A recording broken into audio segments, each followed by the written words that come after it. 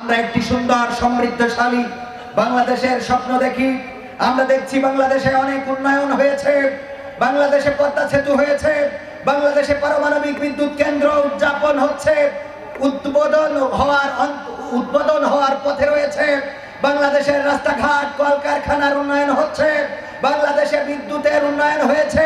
এমনি ভাবে সকল ক্ষেত্রে যে উন্নয়ন হয়েছে, মাননীয় প্রধানমন্ত্রীর কাছে বিনীতভাবে করজোরে বলতে চাই, এই উন্নয়নকে যদি শতভাগ রূপ দিতে হয় তাহলে বাংলাদেশে কোরআনের আইন পাশ করার বিকল্প কিছু নাই। বাংলাদেশে যদি এই উন্নয়নের পাশাপাশি আল কোরআনের আইন সংসদে কায়েম করে দেওয়া হয় তবে এই সকল উন্নয়ন 100তে 100 রূপ পাবে। বলেন ঠিক কিনা? সেই দিনটা আমরা দেখতে চাই। কিন্তু দুঃখজনক হলেও সত্য যে মাঝে মাঝে আবার দেখি আমাদের মুসলমানদের ঘরে জন্মগ্রহণ করে অনেকের আবার ইসলাম নিয়ে একটু ডিস্টার্ব হয়। সংবিধানে রাষ্ট্র ধর্ম ইসলাম আছে বলে তোমার কেন জ্বলে রে বন্ধু, তোমার কেন জ্বলে? শয়তানে জ্বালে কি আগুন তোমারই বগলে, তোমার কেন জ্বলে রে বন্ধু, তোমার কেন জ্বলে? তোমার কেন জ্বলে রে বন্ধু, তোমার কেন জ্বলে? ইসলাম হলো শান্তির ধর্ম, আছে সুবিচার, অন্য ধর্মের প্রতি কভু করে না অবিচার। ইসলাম হলো শান্তির ধর্ম, আছে সুবিচার, অন্য ধর্মের প্রতি কভু করে না অবিচার। মিলেমিশে থাকার কথা, মিলেমিশে থাকার কথা দিয়েছেন নবী বলে, তোমার কেন জ্বলে রে বন্ধু, তোমার কেন জ্বলে? তোমার কেন জ্বলে রে বন্ধু, তোমার কেন জ্বলে? আছে নিষেধ ধর্ম নিয়ে করা বাড়াবাড়ি, না জানিলে কিতাব খুলে দেখো তাড়াতাড়ি। আছে নিষেধ ধর্ম নিয়ে করা বাড়াবাড়ি, না জানিলে কিতাব খুলে দেখো তাড়াতাড়ি।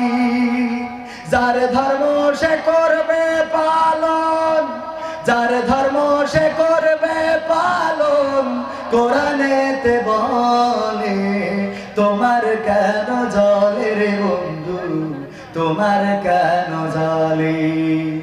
তোমার কেন জ্বলে রে বন্ধু, তোমার কেন জ্বলে? সংবিধানে রাষ্ট্র ধর্ম ইসলাম আছে বলে তোমার কেন জ্বলে রে বন্ধু, তোমার কেন জ্বলে? ও তোমার কেন জ্বলে রে বন্ধু, তোমার কেন জ্বলে? ঠিক না?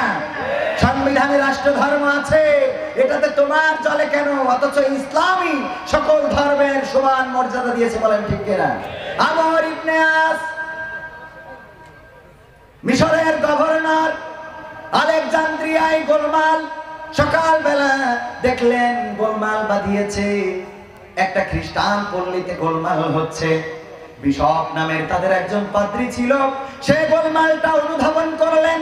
তাদের যে একটা মূর্তি ছিল যিশু খ্রিস্টের, সেই মূর্তির নাকটা কে যেন ভেঙে দিয়েছে। এই নিয়ে খ্রিস্টান পল্লীতে হইচই পড়ে গেছে। সবাই বলছে এই কাজটা মুসলমানে করেছে, মুসলমান ছাড়া আমাদের যিশু খ্রিস্টের মূর্তির নাক কেউ ভাঙতে পারে না।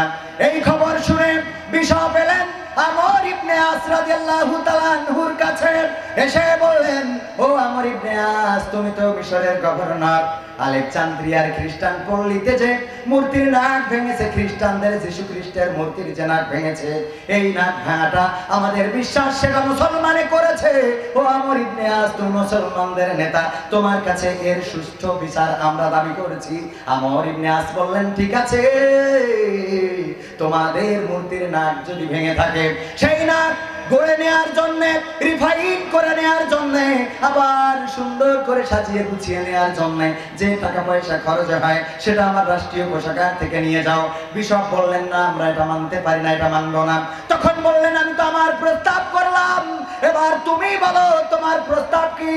বিশপ বললেন আমাদের প্রস্তাব হলো ও আমর ইবনে আস, আমাদের নবী, আমরা যাকে আল্লাহর পুত্র হিসাবে মানি, যীশু খ্রিস্টের মূর্তি যেভাবে ভাঙা হয়েছে, তার নাককে যেভাবে ভাঙা হয়েছে, আমরা তোমাদের নবী আখেরি জামানার পয়গম্বর নবী মুহাম্মদ সাল্লাল্লাহু আলাইহি সাল্লামের মূর্তিটা বানিয়ে নাক ভেঙে দেব, সেটাই হবে আমাদের জন্য প্রতিশোধ। আল্লাহর নবীর সাহাবী আমর ইবনে আস গরমে রেগে লাল হয়ে গেলেন, কিন্তু কোনো প্রতিবাদ করলেন না, গরম দেখালেন না। বললেন ও বিশপ, ও খ্রিস্টান পাদ্রী, শুনে নাও, আমাদের ধর্মে মূর্তি পূজা হারাম। তোমরা মূর্তি বানাতে পারো, একটার জায়গায় 100টা বানাও, আমাদের কোনো আপত্তি নাই, কিন্তু আমাদের নবীর মূর্তি বানায় নাক ভাঙবা, এটা আমরা মানতে পারি না, এটা হতে দিতে পারি না, জীবন থাকতে এটা মেনে নেব না।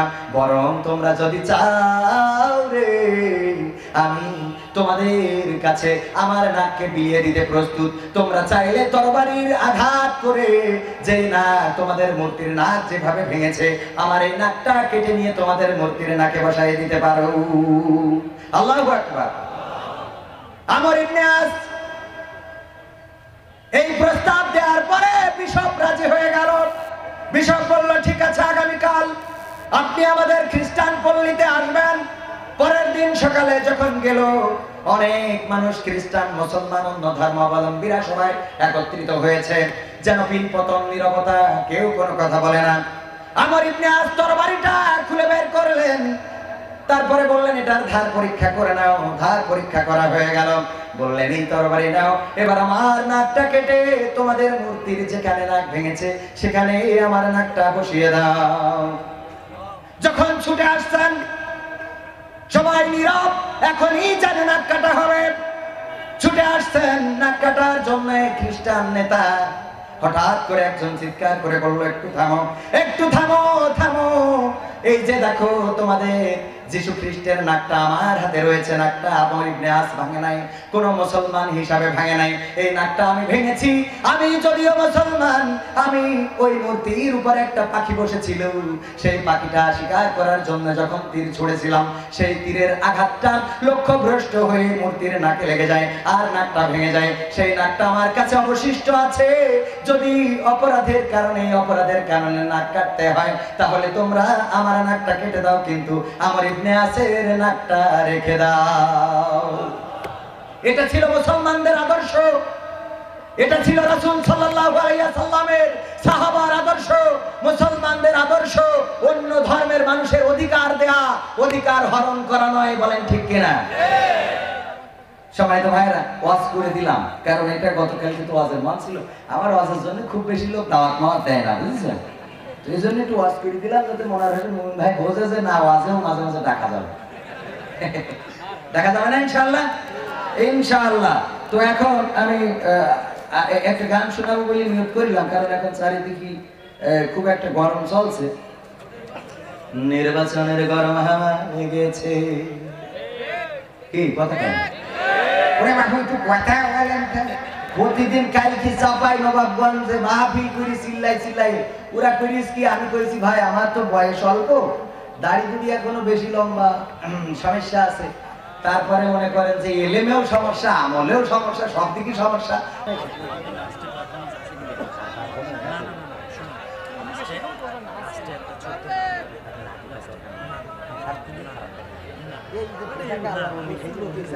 এই যে পোশাকে আছি, এই পোশাকে আমার দেখি মানুষ এসে দোয়া নিয়ে যায়, হুজুর দোয়া করে দেন, আমার ছেলের মাথায় একটু ফুল দিয়ে দেন। আমি মনে করি আমার মাথায় ফুল দেওয়ার লোক পাই না, আর আমার ফুটি যে কতদূর কাজ হবে সে আমি ভালো করেই জানি। একবার এক হুজুরের কাছে যে বলছে, হুজুর আপনি একটু দোয়া করে দেন, আমার ওই গম খেতে চারা বেরোচ্ছে না, একটু আল্লাহ পানি দিলি গম খেতে চারা হতো। হুজুর বলছে কোন ক্ষেতটা? তা বলছে ওই যে ওখানে দেখতে পাচ্ছেন যে একটা খুঁটি কেটে দিয়েছি ওইটা। তা বলছে আচ্ছা যাও। তো পরের দিন সকালবেলা ক্ষেত মালিক এসে দেখেছে ক্ষেত ভিজে একেবারে চাপা চাপা হয়ে গেছে। অন্য মালিকরা বলতেছে কি ব্যাপার, তোমার ক্ষেত ভিজে আমাদের ক্ষেত শুকনো, তোমার তো গমের চারা হবে, আমাদের তো কেল্লা ফতে, তো এ কি হইলো? তো বলছে ওই কবির বিন সামাদ হুজুরির কাছ থেকে দোয়া চেয়ে নিয়ে এলাম, বা কোনো জামান ভাইয়ের কাছ থেকে দোয়া চেয়ে হুজুরির কাছ থেকে দোয়া চেয়েছে, দোয়া চেয়ে আনিলাম। এখন গ্রামের লোক সব যে হুজুরির কাছে আছে, হুজুর একজনের জন্য দোয়া করবেন, আমরা সবাই আপনার বেতন দিই, মুরগি জবাই করি খাতি দিই, আমার বউ ডিম আমার খাই দেয় না, আপনার জন্য টিফিন বাক্সে করি পাঠাই দেয়, পাঠাবো পাইছেন একজনের গমের ভুল ভিজাবেন আর আমরা খাই, আমাকে জন্য উঠি দোয়া করতেই হবে। পরের দিন সকালবেলা ওরা খেতে যেই দেখে সবাই ক্ষেত শুকনো, রাগ হয়ে গেছে, কি ব্যাপার, আগের দিন ও দোয়া চেয়েছে ওর ক্ষেত ভিজেছে, আজ আমরা দোয়া চাইলাম কারুর ক্ষেত ভিজেনি, চল মাদ্রাসায় যাই দেখি। এসে দেখে হুজুরও নেই ছাত্ররাও নেই। কারণ কি? কারণ হইলো যে দোয়া চাইলো এর আগের দিন রাত্রি হুজুর করিয়েছে কি ছাত্রদের নিয়ে পায়খানা যে বদনা বালতি টালতি যা ছিল ওই যে পুকুরতে পানি তুলে ভিজে খেয়ে গেছে। এখন সারা পৃথিবীর লোক যদি পানি চাইতে ও দেবে পারবে, ওটা আজীবনে ভুল ভিজালি ও তো 3 বার মরি জন্ম নিল তো শেষ হবে না। তো এই জন্যই মাদ্রাসা টাদ্রাসা ছাইড়ে চলে গেছে, তা তোরা তোদের বই তোরা ভিজে গেলি, তোদের বই আমরা ভিজে যাবো কে জন্য। তো এই জন্য আমার দুয়ার যে তেল ও আমার জানা আছে, তাও ফু দিতে হয়। এখন ভাই বলছে ভাই একটু নাটিকা একটা করতেই হবে, তো নাটিকা আমরা একটা শুটিং করি।